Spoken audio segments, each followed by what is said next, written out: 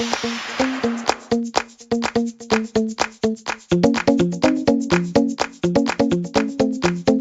everybody. Welcome to La Lista, a LatinX writers podcast. I'm your host, Ruben Mendive. And today we have a brand new guest here on the pod. I'm so excited to have them on. And I start every interview by having my guests introduce themselves. So, your name and how you identify for the people at home. Hola, everybody. My name is Yosimar Reyes. I am a poet and a writer, and I'm excited to be here with everybody.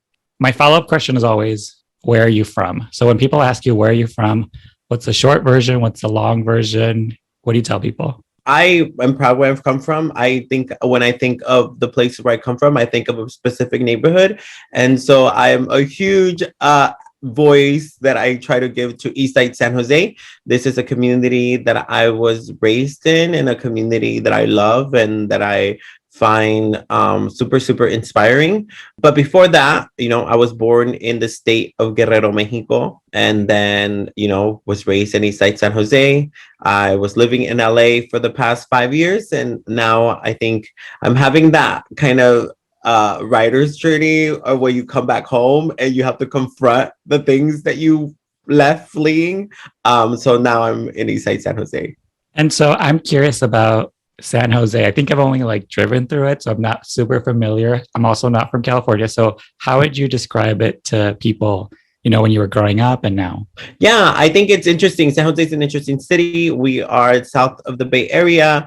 Some people would say oh, is that even the Bay Area? But I think we get overshadowed by the idea of Silicon Valley. Silicon Valley being an area that is relegated for its technology and innovation, right? We are very much known for Google, for Twitter. This is the hub for tech. But for me, I think one of the things that I try to do in my work is really talk about the people that actually live here, the people that make these things run. And those are people like my tias, my tios, people, Mexicanos on the east side. So that's why I like to say I'm from Eastside San Jose, because these are the people that, I write about. You mentioned that you were originally born in Mexico. So was I. I was born in Mexico City, and we moved to Chicago when I was 3 years old. So I sort of now go ask you this question where it's I don't know if I have an answer, but it's what do you remember of Mexico? What is your family history there? Yeah, it's interesting because I came at 3 years old. I don't have any memories at all. I think my first official memory is kindergarten, Miss Jimenez's class, reading Clifford the Big Red Dog. And that's my earliest memory, is being in the United States. But growing up, I think Mexico was a predominant kind of metaphor that existed in my life. I was raised by my grandparents, so we were that common in the early 90s. My abuelita went to Circuit City, bought a camcorder, and sent it to Mexico. And this is pre-FaceTime. This is pre-Skype and virtual reality. And so we had our tios, send us VHS tapes every so often about how our house is doing, how the terrenos are doing. So I kind of grew up kind of witnessing where I come from through these VHS videos that my uncle used to send us. And of course, my grandma always telling me that I'm from Guerrero and whatnot. Yeah. And so what brought your family to the States? Why San Jose? Yeah, it's interesting. I don't know. I have to ask my mom. I'm working on a show right now, so I have to do this investigative stuff. But I believe that my mom came here first. I think she came because somebody told her that this was an ideal place for her to work. And then my mom sent for us. I think she came when I was 1. When I was 3 years old is when she saved enough money and she sent for us.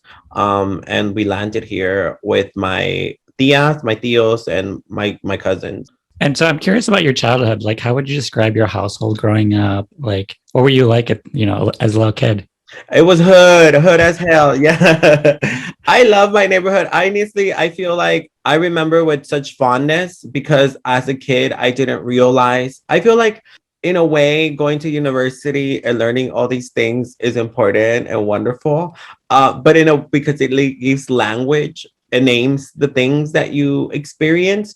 But when I was growing up, things were just a matter of fact. There was no depth. There was no critical analysis. It was just like, it is what it is, survival of the fittest. So my neighborhood, like many people, my grandparents couldn't afford a babysitter, so they left me alone. And so I had to kind of fend for myself in a neighborhood. I grew up in apartment complexes. So it was like the whole street was full of apartment complexes. And one of the things that you're gonna find in apartment complexes are roaches and kids. So I was definitely had a bunch of hood kids playing in the courtyard. And I think when you know, like if you grow up around a lot of hood kids, this is kind of, you build tough skin and you have to kind of you roast each other. You're just mean kids, mean brown kids. So my upbringing was very much like that. And I remember that I think I've always been kind of easy in building friendships. So I was kind of like leader of the pack. Like people were like, "Hey, can Yossi come out?" And so we would just run all over the neighborhood, even though it was kind of dangerous. But it is what it was, the early 90s. I'm always curious about people during their high school years. So, like 14 to 18, I frame it in these three questions. Who were you? Who were you pretending to be? And how do you think other people saw you? High school in particular, I think for me, the difficult years were middle school for me, simply because I'm coming into my queerness, right? Everybody, you're going through puberty. People are calling you gay. I don't necessarily know what that is. I've never really met a gay person before. I never met a brown gay person. And this is the thing about homophobic Latinos, is that they associate you with Juan Gabriel. And I'm like, that's a cultural icon. So I don't know how that's supposed to be put down. But I think for me, it was just that you know, I never really, when people would call me Joto or call me names like that, it was necessarily the word. It was the intention and the energy and the disgust that I think affected me and impacted me. And like, I think a lot of queer writers, I, as a hood kid, realized that if I was not going to get respected because of my bravado or my macho presence or being hyper masculine, that the way that I was going to be respected is by being smarter than anybody else. And so that was me. I was like, I'm going to be the hood Matilda and read all these books that people, I'm like, you can't even make fun of me because your reading level is lower than mine. So go read before you come for me, you know? And then I entered high school, and high school was very difficult. I talk about 16 being a very important year for me. Now that I am kind of understanding that I'm gay, I'm also coming to understanding that I'm undocumented because everybody is getting a driver's license and they're driving like cars. And here I am walking to school. And then I'm also now grappling with the fact that we're poor and like below the level. Some people think they're poor, but no, like you're not poor into you're living in the living room, sleeping on the floor next to your grandmother on an inflatable mattress, and you have no space to think, no space to write, nothing like that. So I'm kind of thinking of like the frustration. And I described kind of my personality at 16, kind of like the novela Teresa. Teresa, if you don't watch the telenovela, the main character is this beautiful woman that is super poor and is frustrated with her poverty. So she fronts like she's rich. So I think for me it was more like that. Like I feel like what I was pretending to be was in this kind of all-American kid, that I read English, that I was well versed in school, that I was respected in school, but deep down inside, I'm kind of uncovering that I'm not at an equal playing field. And how am I supposed to make it in this country when I'm gay, I'm undocumented, and I'm poor? Like, these are not like the cards I want, right? Now that I'm older, and now that we have representation, and now that the girls are talking about all these things, now I was like, okay, cool. I don't have to make up a story because I already have them. But I think high school was definitely very difficult because I didn't really see a way out of my predicament. So yeah. Yeah. And so, like, did you know you were undocumented growing up? Just because, you know, I was undocumented, my family was undocumented when we first moved here. And like, you hear stories where it's like, oh, people find out when they're going to the DMV. But like, we knew from like Yeah. when we were little kids and like had all that trauma knowing that. So I'm just curious, like, what your journey was with that. Yeah, my grandparents and my parents did not go to parenting classes, honey. So I knew Santa Claus did not exist. because Santa Claus never came to my house. Everything. I think I was like, it's very interesting. I was just reading Jaime Cortez's Gordo, which is an amazing book that just came out. And then he talked, one of the interesting things within the book, it's about kids. And one of the most interesting things is that as kids who grew up in these environments, we're surrounded by so much violence, right? The poverties of violence. You see your parents arguing. Sometimes it's domestic violence. I grew up with an alcoholic grandfather that I love dearly, and I love him so much, but it's violent. Addiction is violent. I grew up around so much violence, but we didn't call it that. It was just, it is what it is. And as a kid, I just saw this as normal. Like, this is just the way things are. I'm nothing special. There's really nothing interesting here. And so for me, yeah, my grandparents, I was surrounded by all of this. I was the kid that translated. I was raised by elders. So I was pretty exposed to a lot of things at a very young age. So I wish they didn't tell me, but they definitely told me since the beginning.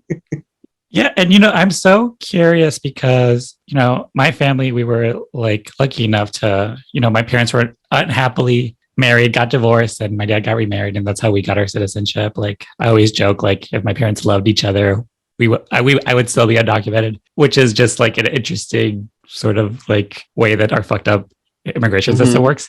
But I am curious of like reaching that high school age, like sort of graduating, like, and I always ask people this, like, what did you do after high school? Like, did you have a plan? And then also with the added layer of being undocumented, I'm just curious of like, you're coming into your adulthood and like, it seems like there's a ceiling for like this country will allow you at this time.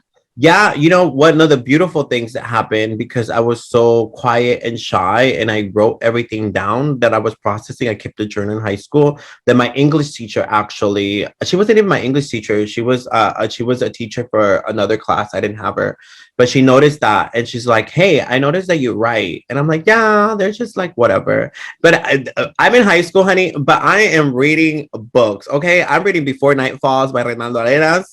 In high school, I am reading Anais Nin. I am reading Henry Miller. I'm reading John Updike. Okay, and I'm going to a Latino school. The girls are on House on Mango Street. I'm up here reading John Updike. And I don't want to be literally elitist, but I'm just saying. And so this teacher was like, "Hey, there's this Latino poetry competition. I feel that you should write a poem, submit it, and you should sign up." And I was like, "Okay, cool. Like, I'll do it." I submitted the poem, but they want me to come and read it. And I was petrified. One of the biggest things, I think this is a common thing with a lot of femme gay boys, is that we're very apprehensive about speaking in public because we sense the feminization of our vocal cords, and I just not want to deal with that, right? And so I didn't go. But my poem ended up winning like $50-$75. And I was like, wow, this is me being broke. And I was like, wow, that's cool. I can write poems and make money. And then she's like, yeah, let's start a poetry competition. And that's how I started writing poetry, because my teacher developed a spoken word group at our high school. And we were like the Latino poetry group on the East Side. And then we would compete against high schools that had avid programs, and obviously student poets that are they're very verse, but we were just like hood ass kids doing poetry. So come to when I graduated, I focused on that. So when I graduated, I realized that there was an importance in that. I always say that I got invited to every Cesar Chavez luncheon to read a poem because I was like the brown immigrant gay undocumented kid reading poetry. Like, how much more are you gonna get if you have a funder's dinner than a brown gay undocumented kid reading a poem about growing up with roaches? Like, you're gonna get money. So that was me. Then I graduated. I decided to go to community college because I really wanted to go to Berkeley, but I knew that I don't have the money. Where am I going to get that? And I know that people tell you like, dream big, worry about the money later. But money has always been an important thing in my life.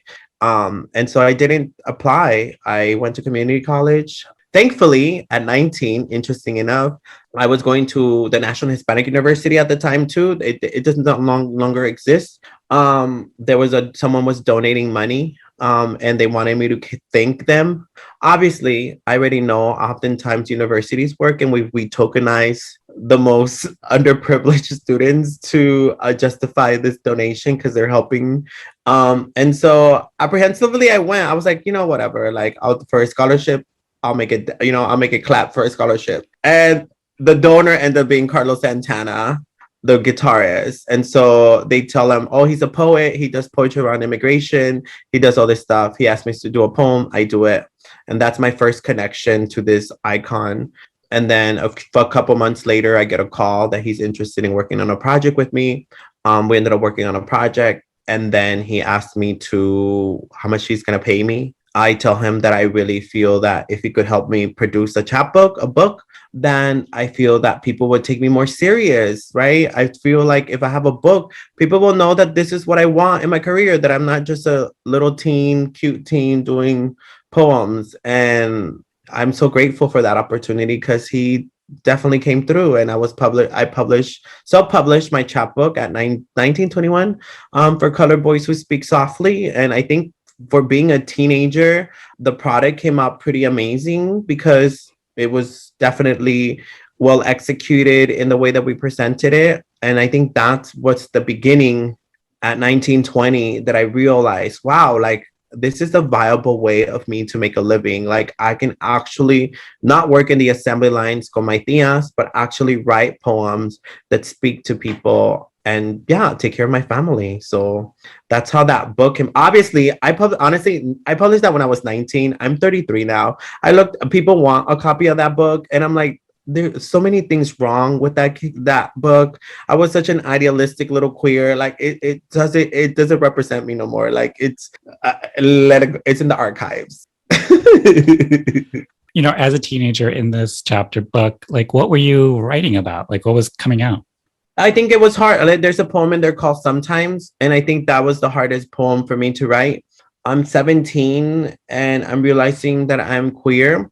And I wrote that poem and I remember crying so much. And I cried because I just saw how much my grandparents struggled. My grandma sold tamales. She sold tarjetas telefónicas. She was a one-stop migrant shop. She sold tarjetas telefónicas. She sold Jafra. She sold everything. My grandparents recycled bottles and cans, right? They would wake up at 6 a.m, go through people's trash cans and recycle bottles and cans. They had done all this work for me to become like this emblem of their American dream. And I felt that by me coming out as queer, that I was just gonna diminish all that labor. I felt like that was going to be the huge disappointment. And I think this is the battle that many of us face as queer immigrants, is that I don't want to disappoint my family. I want my family to be proud of me in every sense of the word, right? And I think obviously growing up in a machista culture, you kind of dabble in that. Like, when is it safe to come out?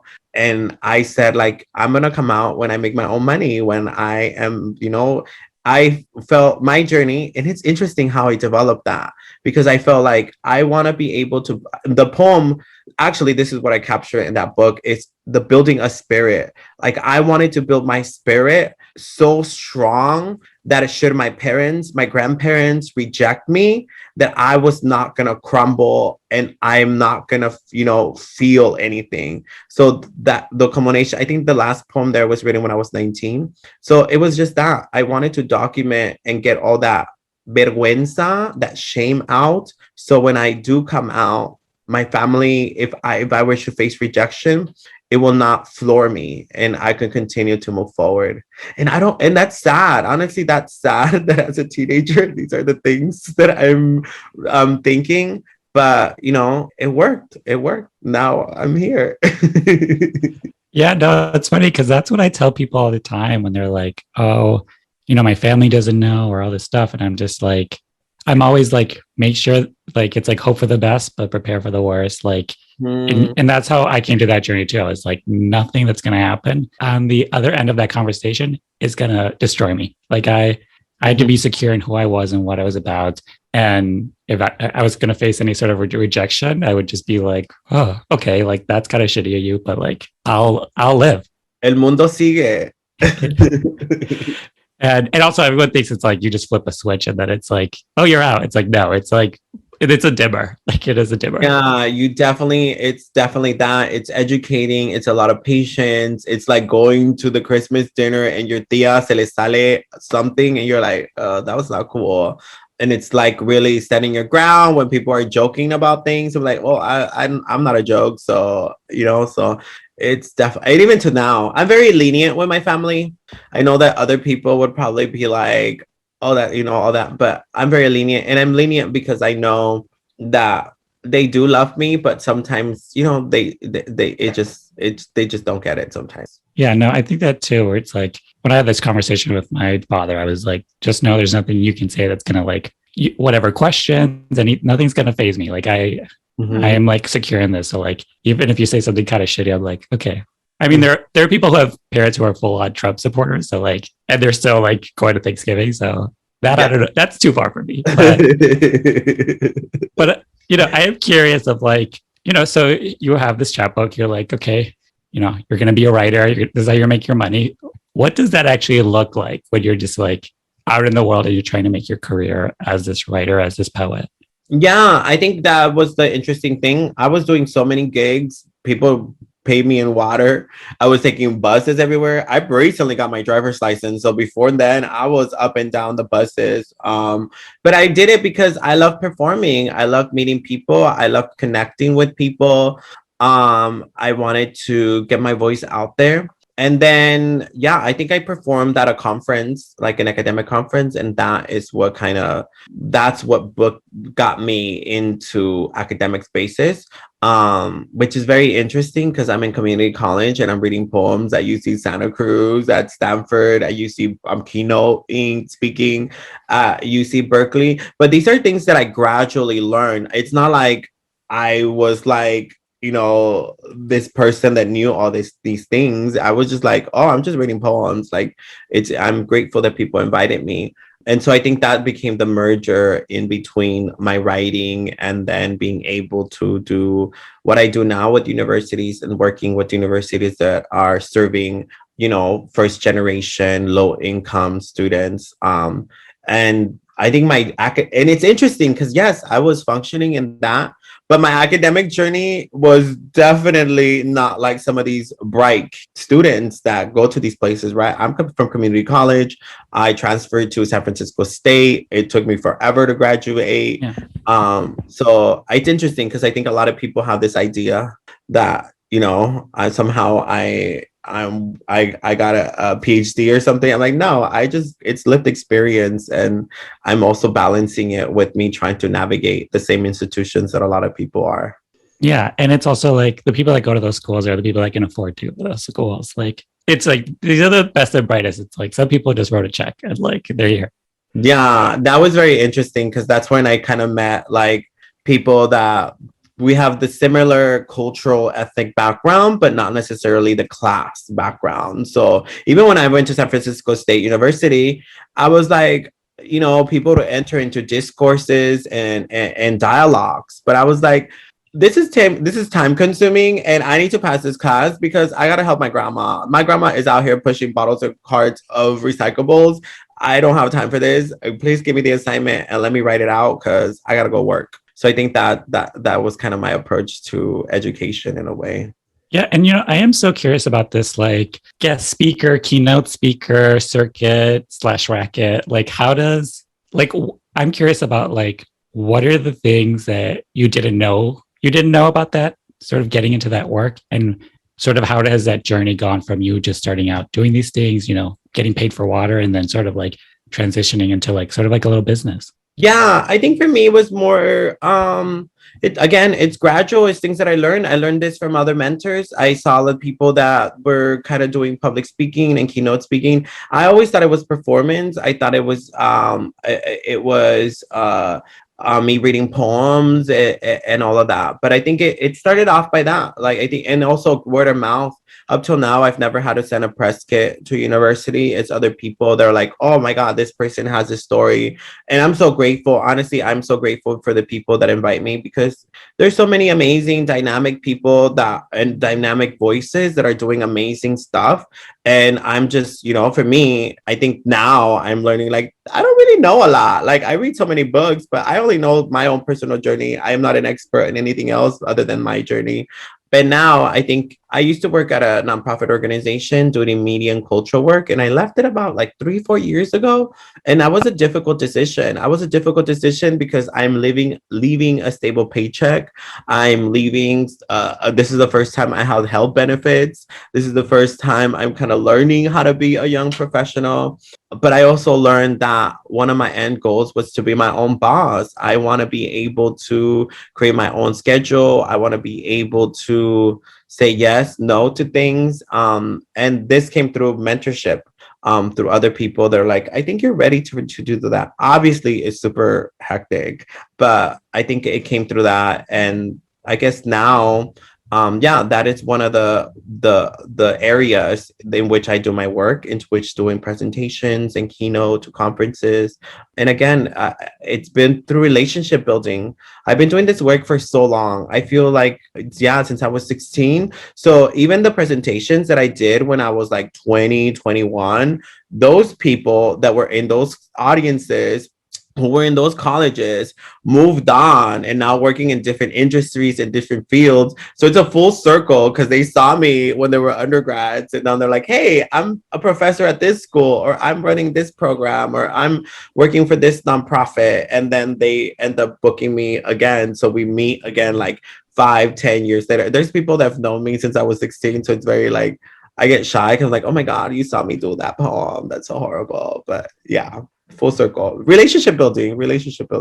Yeah, and you sort of got on my radar a few years ago, and I think what like struck me, like I don't know, must have seen you online somewhere, and just sort of like hit me like a lightning bolt, was like this whole concept of like undocu joy, like being like a person that is like publicly talking about being undocumented, just because growing up, you're like, don't tell a single person this, like this will ruin your life. Even now, like I've been a citizen since I'm 21, and just in the last 2 years, I've been even telling people that I used to be undocumented, and I'm still sort of just digging out all of that crap out of my like spirit. So I'm just curious, how did you, this is just mostly for me, how did you get to a place where you could just like sort of release that? Because sometimes it feels like the world is going to crush you. Sometimes it just is like, well, I think I just want to mean like the trauma is real, like it is heavy. So I'm just like, how were you able to just like sort of like shed that from like your spirit?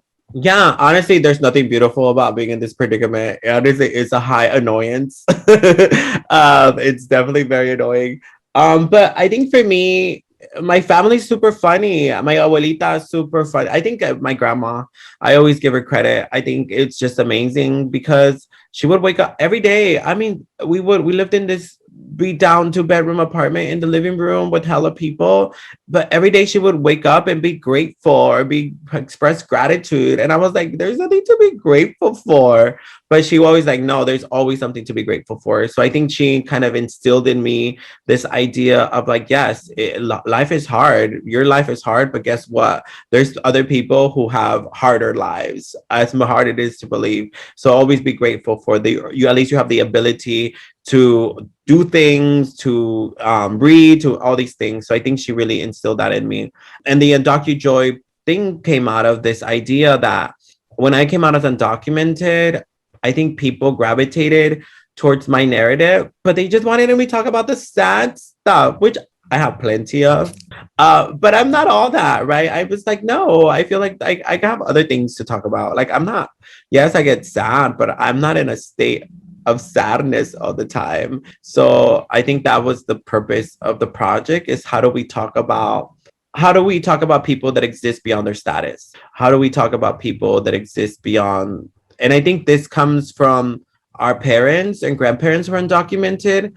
In a way, I feel sometimes when we have so much language and we articulate our predicament, it's very easy to wallow in that.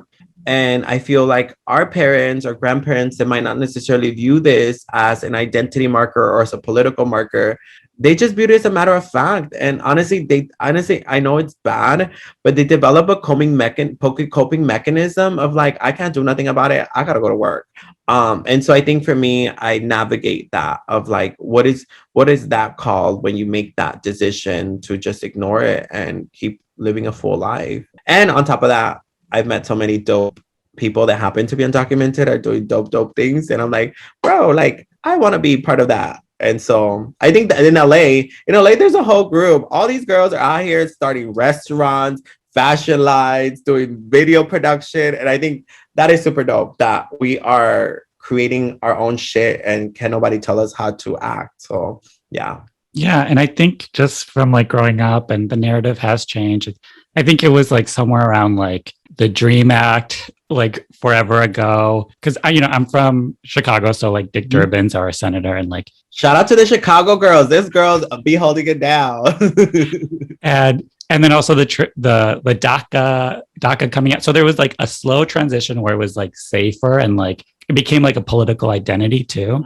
That shift. So I'm just curious of like what you think of like that undocumented narrative, the way it shifted, and just like, because listen, I still have people in my family who are undocumented. I will be honest, and I don't think I see it happening for them. Like I don't see a future where that happens. I think maybe 20 years ago we could have been close, but I think we're so far from that. So I'm just curious of like, and that's sort of where like my anger, depression, and sort of just like hopelessness sort of just comes in. But I'm just curious of like your take, and if you could just like heal me of like all my bad feelings, but mostly like, what's your take on that narrative that sort of just been going through our like political history and like lives? I think for me, it's like I've always been cautiously optimistic. Every time they come like, oh, it's gonna pass this time, I'm like, girl, call me when it does. I'm gonna be over here drinking mimosas at a rooftop. Let me know when it passes because I'm chilling. I'm not hung up on it, right? But besides that, I think in the beginning, the problem was that we were not consulted. We were not sitting at the table when this messaging was created. It was well-meaning allies, but just because you mean well does not necessarily mean that you don't create damage or that you propagate a messaging that's not by us. And I think that's the problem, that for so long we've been viewed as simply undocumented and not as people that are intellectuals, are thinkers, are artists, are filmmakers, are philosophers. And that's the problem with the term. I always say that I am a poet and a writer that happens to be undocumented, but it's not the leading factor of who I am. And also because I think right now the beautiful thing is that it's breaking this myth that we need someone to be the megaphone for us. Like we don't. Like we can be just as messy and as articulate as we want to be. So I think that's the beauty that I'm kind of seeing, right? That we, through social media, through creating our YouTube channels, through creating our Instagrams, our Twitters, we develop our own voice, and nobody can really edit us into any docuseries or any of that. Because I think that was the most heartbreaking thing, that I saw like so many people win awards, get Oscars, like do all these things to talk about our stories, but we were never the ones benefiting. We were always the subject and never the agents. And that is what I'm trying to do in my work. I am the agent, and because I'm the agent, I could crack a joke, I could be messy, I can be as loud, as ratchet as I want to be, and I don't necessarily have to be a good immigrant to be palpable to somebody's racist abuelita to hug me and be like, he's one of the good ones. No, I'm me, and I'm living for my family. So yeah. And this is gonna bite me in that. Just for the audience, I'm nodding along. So I have seen that you have done some like media work with like TV and like film. So what is that journey like? Because I love for people to get the check of the consultant, but I'm always like, or just hire the writers, like just hire them. So I'm just curious of like your journey of sort of consulting on these shows and sort of like what that is like, Yeah, honestly, that was an amazing experience. Through Define American, they do a lot of amazing work with working with TV writers' rooms to develop characters that happen to be undocumented and to present three-dimensional characters and not necessarily cut out boards. I think that's what I got tired of, that all our storylines were a call to action. Like you would meet an undocumented character and then the shirt said go vote. Like I don't really care if you vote or not. Like you should vote. Not for me. Vote because your country's a hot ass mess. Leave me alone, right? I think for me it's like I can tell my story and exist without a call to action. And so it was really cool. We consulted with various TV shows. I think one of the main ones is Superstore on NBC. We came into the writers' rooms and we kind of worked with the writers. But the other thing, I think the other thing that I realized too in learning working with these professionals is the significance for me. Obviously, it's the challenge of I know that I am in a way, I would yes, I went to San Francisco State University to learn creative writing, but obviously I was also fucking working 2, 3 jobs. So obviously I can't really focus on that. But I also learned the significance and the importance of working on my craft, right? Like I could spend so much energy talking about why is this person getting the opportunity, but I'm like, listen, let me work on my craft. Let me make sure that my work is solid. Let me make sure that when the opportunity arises that like, hey, where's your work sample? I have something solid of a caliber that can knock anybody else. And I think for me, that's been the hardest. And I think this is the challenge for so many of us who are also navigating a lived experience, but also writing. And I think that's the frustration with a lot of brown working class writers that we want to work on our craft, but how can we when, girl, we got to pay the bills and you're paying your grandma's rent, you're a caretaker, you're doing all these things. So it's that balance. And I think right now is the first time that I'm really like, okay, I really need to work on my craft. I really need to make sure I'm not the best writer, but I need to make sure that I'm training for the opportunity when it does come that I'm ready for that, or for me to build my own thing and create my own thing beyond that. So yeah, that's kind of what I'm trying to figure out. But it was amazing. All those folks were super, super dope and super open to, and I think just eager to kind of create really dope characters. So yeah, Define American is a great organization that's doing that kind of work. So super badass.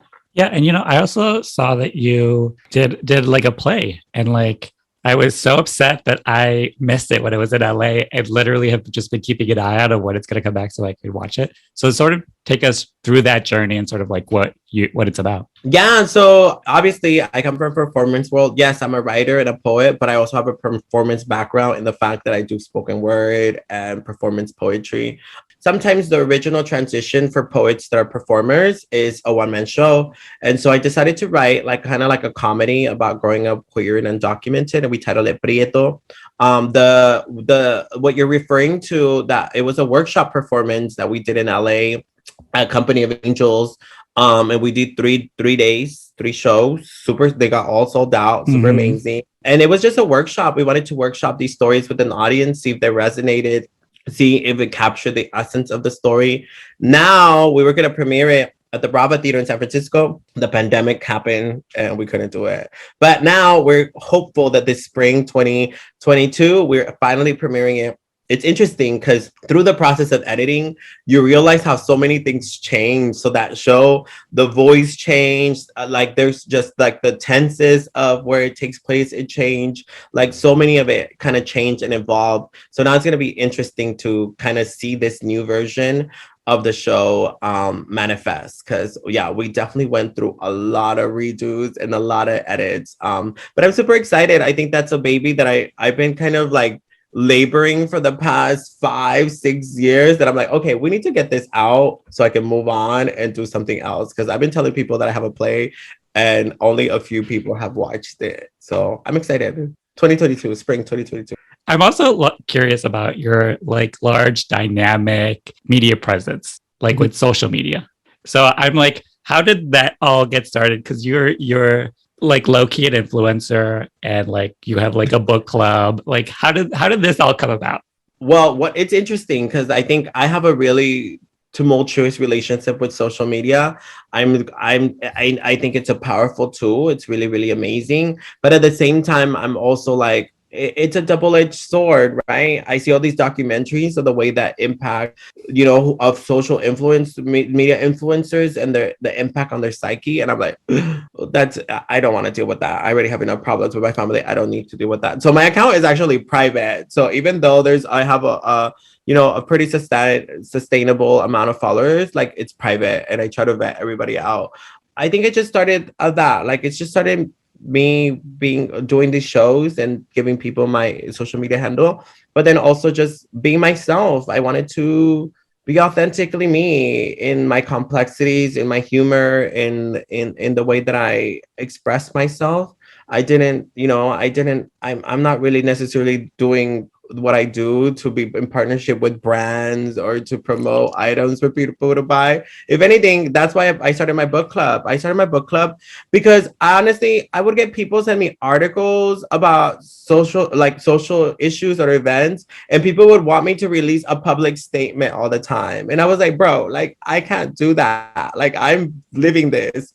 What I can do is recommend authors and books that you could read, and then you can make an informed opinion on what you read, and then be like, hey, I had read this cool book that taught me this cool new perspective, and now I can do that. So yeah, the most I go on social media, I don't go to social media to fight with people. I go put emojis. I just put fire signs on people that, yes, that's fire. And that's the most I'll comment. I won't give you paragraphs. I need to be writing poems, not paragraphs on Instagram. And so, like, what are you working on now? Like, what I sort of hate this question because we're in the middle of a pandemic, but like, what are you working on now? What can people look forward to? Like, I'm curious of like what's sort of rolling around in your head that you're sort of like waiting to tackle. Yeah, there's just so many things. I think through my book club, and having conversations with all these notable authors that are publishing books right now, I've kind of been learning a little bit more about the publishing world, right? Learning what it means to have a book deal, learning what it means to navigate that, learning the business aspect. Yes, we talk about the art. I think this is very noble, and this is very interesting that we talk about the art. We talk about the process, we talk about our vision, but rarely do we talk about money. I think there's this really kind of stigma to talk about money and how to make a living out of your artistic practice. And so for me, it's that like I started thinking of like, yes, I'm doing poetry. Yes, it's great that people know me, but what's the point of people knowing my poems if my cell phone is about to get cut off, right? So I think for me, I started really strategizing a way that I can make this a viable way, not only for me. I think a lot of people think that, oh yes, I have cute outfit and I dress poppin', but I am a caretaker. I am taking care of somebody whose medication, whose life depends on me making an income. So that's what I have DACA, and because the uncertainty of DACA, every other day they're gonna take it away. I decided to form my LLC. So right now I'm in the process of establishing my own small business and my company to work either as a public speaker, consultant, and whatnot. So that's one of the things that I'm working on. My play that's going to premiere, and then I just got a book agent, which is super exciting because now it means that I get to kind of work on my book proposal and event. It's for people that don't know, it's a really long process, right? That's why when I read people's books, I try to be kind in what I'm reading because I just know how hard it is to get published or to have a notable figure in these spaces, especially as a brown person, as a Latino, even as a Latino author, we don't get published within, thanks to the American Dirt scandal, now everybody's looking for like that brown book that's going to make it. But I know that it's so much work. It's so much work to get to that point. So yeah, I think right now I gotta get my stuff together so I can finish this book proposal, hustle this book, and hopefully one day while you're walking through an airport, you see a title that's by Yosimar Reyes. You're like, oh, I know that girl. That's that messy girl on that podcast.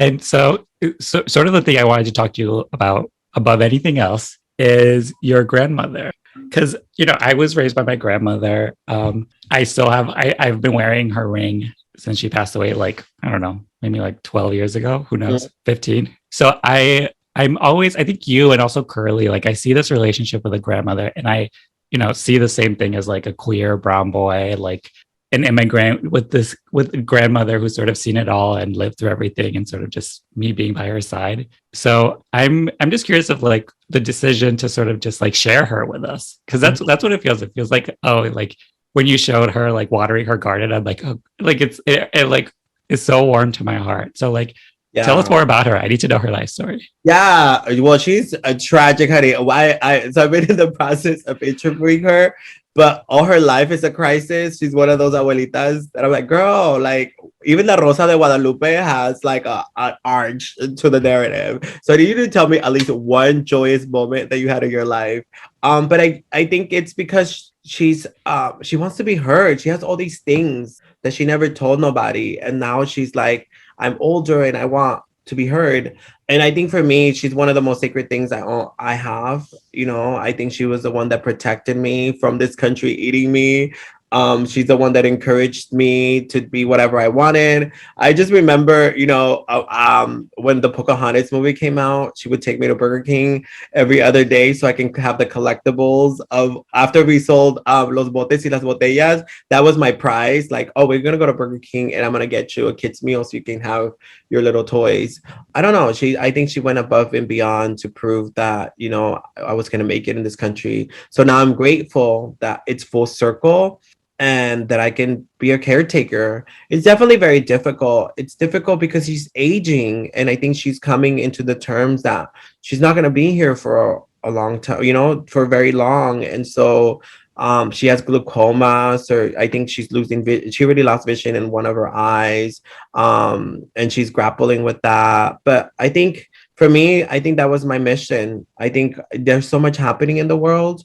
And I realized that I can't control what happens in politics. I can't control what politicians do. I can't control anything. What I can control is how it impacts my grandma.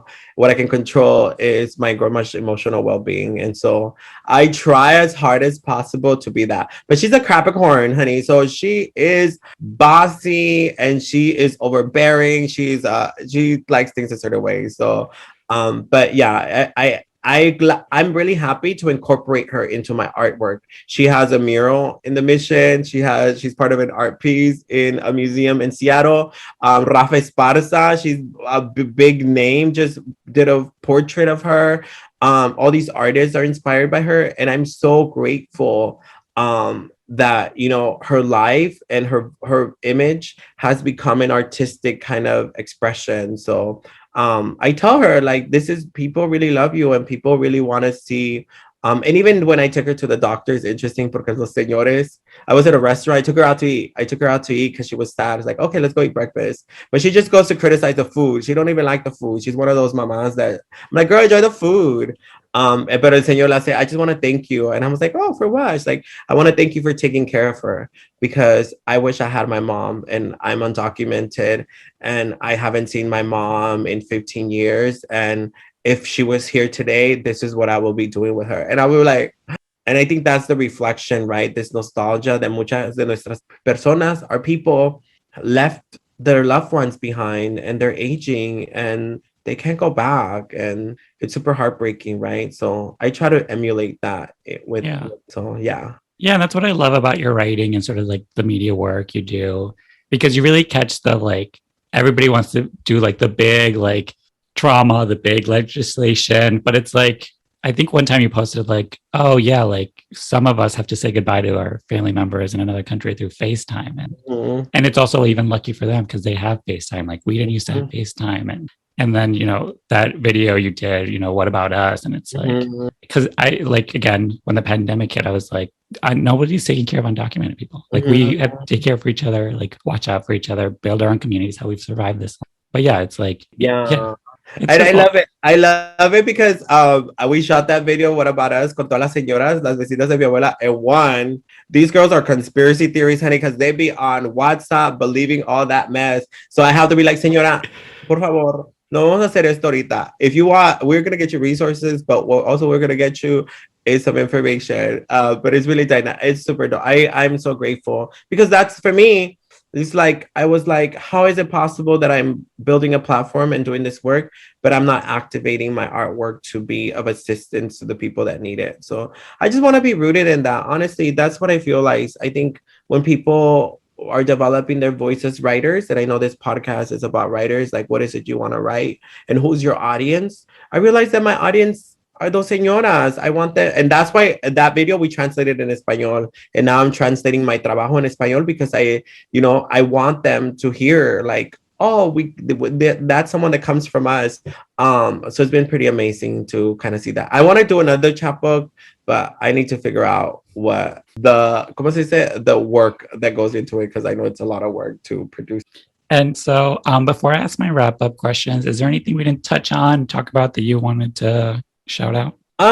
No, I think I think just the writer's journey, I think sometimes it's very difficult. It's hard because sometimes I don't know if it's this country, I don't know if it's the nature, but sometimes it feels like you might be in competition with other people, or other people create this idea that they're in competition with you, and you're like, girl, I'm not even checking for you.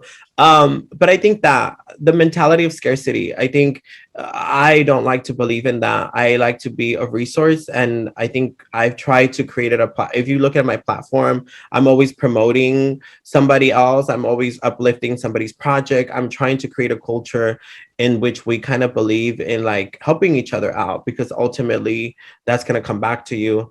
And so through that, right, I developed a writing home fellowship that we did this summer. That was so dope. It was a bunch of undocumented writers meeting every week, and we paired them with notable figures like people that write: Marcelo Hernández Castillo, Carla Cornejo Vicencio, Javier Zamora, and we also got to have conversations with Elizabeth Mendez Berry, who's the executive director of One World Books.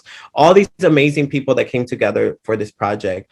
And I think for me is that, like, if you have access and if you have a resource, just share it. Like, you don't ever know, and it's gonna come back to you, because people are gonna remember that, like, oh, that girl had my back, and if I have another project, hopefully they'll have my back. Yeah, and so like with your writing, sometimes as writers, we're like trying to hash things out in our mind and our spirit. So I'm curious of like, what are the themes that you see that come up in your work a lot? Interesting. I feel like when I present, I am very humorous, soy bien desmadroso, so I make it laugh. But it's interesting because I was trying to see if I can put a chapbook together, and I was reading my poems, and on the page, there's just so much grief and so much nostalgia. And I realized that, like, it's a balance. I feel like many queer people and like many people who've suffered or gone through so many things, humor is the coping mechanism to these feelings. And so I started thinking of like, wow, like I don't want if I do produce a book, is it going to be tragic? I don't want it to be tragic and call the book Undocumented Joy. So I think it's just grappling with that. I think that's what I am like, finding the balance between the comedy, the humor, but also like the real things, like the real, watching my grandmother age, really having that difficult conversation of, are you ready to go home? And her realizing, well, I've been in this country for 30 years, like, oh, this is home, or what is home? And so I think that is also the nostalgia. So I guess balancing humor, nostalgia, and grief is what comes up. Yeah, no, it's hard. I don't know how white people do it so easily. I know these girls are out here, but those girls trained. Those girls are trained, honey. So where can people follow you on social media? Yeah, you can follow me at Yosirey, Yosirey, and I'm on Instagram. And then most of my work, if you want to check out some of those videos that we were just mentioning, you can find it at yosimar.com. I like to ask my guests to shout out some of the writers that they're a fan of. So these could be friends, peers, people you creep on social media who don't know who you are, but you're obsessed with their work. So who are some of those people for you? someone that I really deeply love, and I'm so excited for whatever they produce. I know they have a couple of collections they independent release, and I'm so grateful. This is my friend because I love having writer friend like him because we can go to lunch and we just talk about craft and we just talk about careers and we talk about books, and that's so dope to have. Richard Villegas Jr., based out of Los Angeles, I know he has he's just an amazing writer, and his voice is really dope. Right now, the book that I'm really obsessed with, Jaime Cortez, Gordito, an amazing collection of short stories that came out early this fall, and I love the voice. I feel like that experience is something that's universal to my own queer. And I always love reading narratives about little queers growing up in like in these small little immigrant communities. So that one. And then I'm like looking at my bookshelf right now. Obviously, the most notable one that I think I am really excited that through the book club I was able to be in a relationship was definitely Maria Hinojosa. Her book, Once I Was You. I think it's a great book because it really talks about imposter syndrome and how, we look at Maria Hinojosa as this icon within Latino media that you forget that she is still kind of navigating in a white infrastructure. And as a Latina, as a woman of color, what it was like for her to navigate a professional industry. So definitely those are three people that I'm really excited to learn from. Yeah, I love Rich. He was actually the first guest on this podcast. Isn't he so sweet? And funny enough, he shouted you out too. Oh yes, he better. He was like this undocumented socialite. Like, you have to know. Yes. And I like to ask my guests to help me title the episode. So the prompt is a blank Latinx, Latino, Latine, Latina. Just don't at me, writer. And you can put as many words as you want. You can mix them all around. I use this as a community building tool. So someone will see the title and be like, oh, that person's like me. I should check out their stuff. I should listen to this. This is someone who I can build community. So it's a Black Latinx writer. So it just me, I self-identify. I like the word desmadroso. So maybe desmadroso. I think that those are the common words that I use. Desmadroso, puteria, desvergue, something like that. I wonder if people are like, oh, that's kind of like, that's going to be incentive for them to click on this. So we'll see. Oh, so many people are going to be like, that's me. Finally. With that, I want to thank you so much for being on the podcast. I have been wanting you on forever. And I had so many, I don't know. I just want to pick your brain just because I think you're like just functioning at a higher plane than most of these people having quote unquote discourse on social media. No, I'm really excited. Honestly, I'm really, it's super dope. I think your podcast is super amazing. I think it's a unique in its space of like having these kind of voices. Again, like there's not a lot of spaces for nerds that like books or even produce this kind of writing. And then I feel like we're all walking with that imposter, like, when you write a piece and you're like, okay, I don't know if I should show it to you, but yeah. I wouldn't show it to you. So I think this is a great